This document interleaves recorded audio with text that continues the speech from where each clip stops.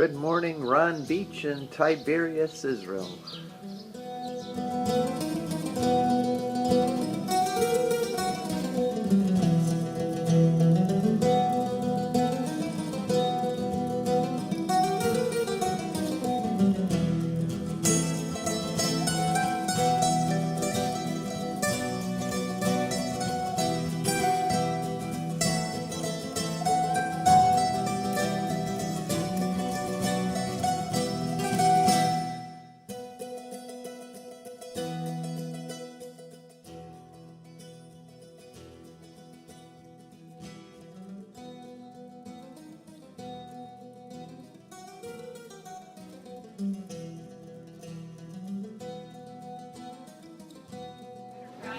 Happy Easter from the Sea of Galilee to Scott, Stephen, John, Seraphina, Mary, and don't forget Elizabeth, Joseph, and Philip, and Veronica, and all my family and friends. Lots of love and prayers from the Holy Land. God bless you.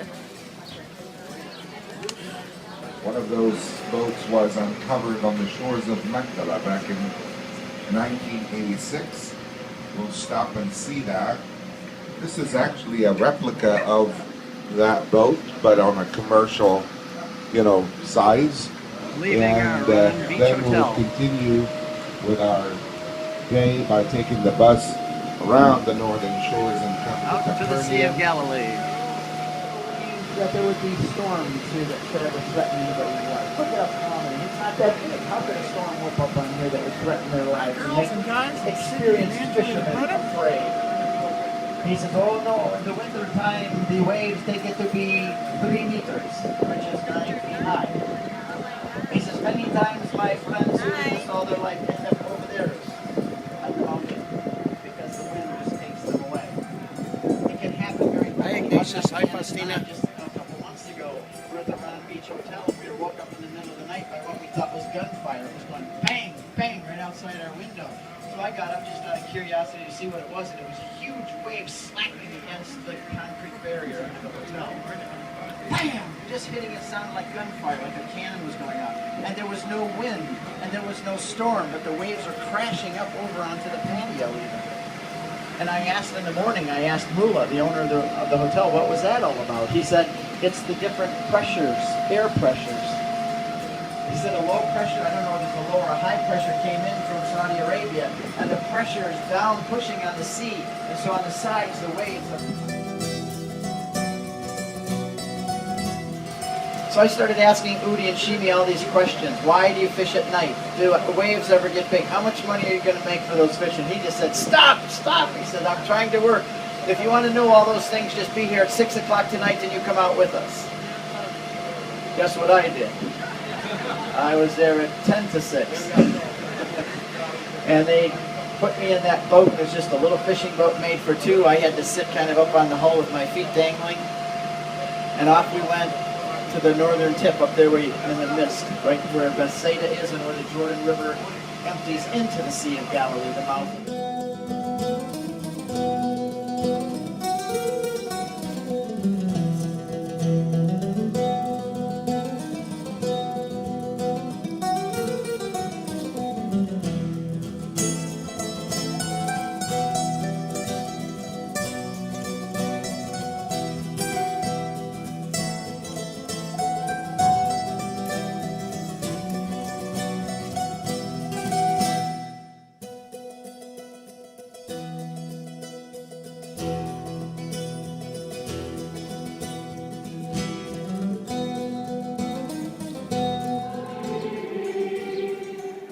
We are now in the church at Capernaum,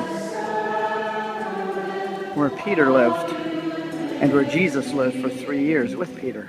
This was their house. We're looking down now at the archaeological remains of the house of Peter.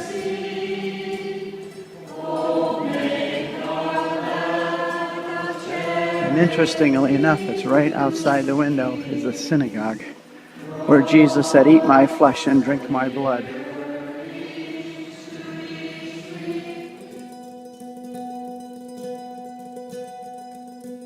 That you don't know of. I am the bread which comes down from heaven. If you eat of this bread, you will live forever. They argue with him. Show us your hands. Yeshua. He shows a hand. He said, those are not the hands of someone coming down from heaven. Those are the hands of a carpenter. We know who you are. You're from Nazareth. You're the carpenter and the carpenter's son. Don't tell us you've come down from heaven.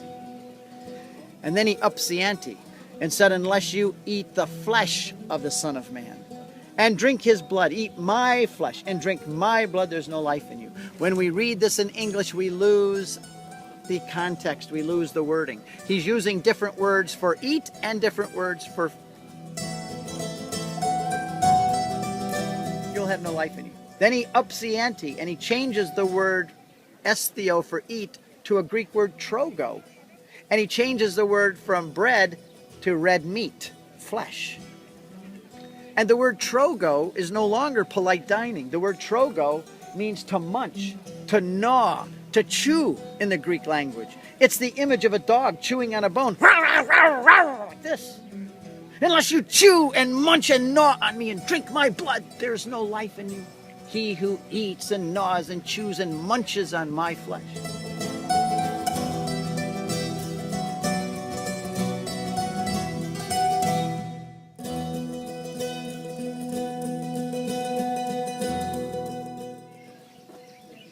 Hi, Cindy and Aunt Jonas. We are having a fabulous time here, and it was so nice to hear your kind words yesterday. So, having a great time. See you soon. Bye.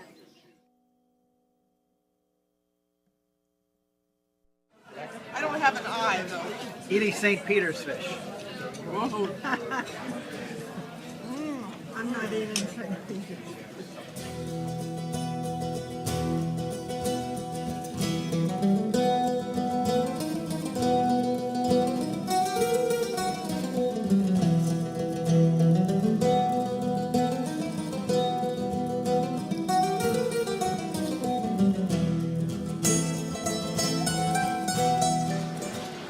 Everybody at home, Kristen, Danny, Diana, Robert, Liam, Brianna, we miss you. Mom and Dad, hey, Lisa and Jamie. Greetings from Israel, from the Sea of Galilee. D. Dick, if you're watching. Terry, we miss you. God bless you. See you soon. See you soon. Along the way from Galilee up to Jerusalem, we always stop at a rest area so people can use the toilets and also get some ice cream and coffee. It's a nice break. So there's two floors in that church, the ground floor and the first floor that is Almost to Jerusalem, but stopping first at the Church of the Visitation. And you definitely want to visit both places.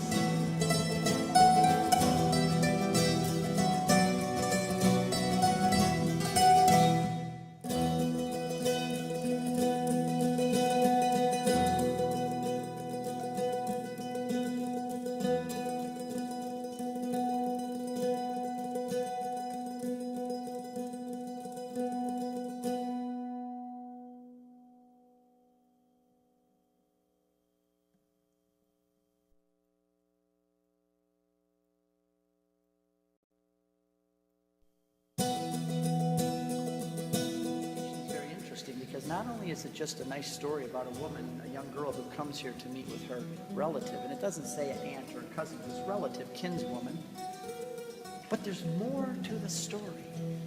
If you have eyes to see and ears to hear, Luke is trying to tell you something much deeper.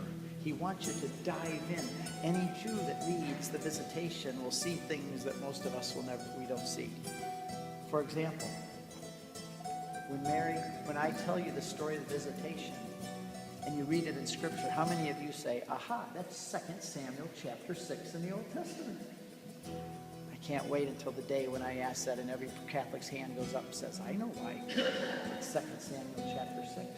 The reason is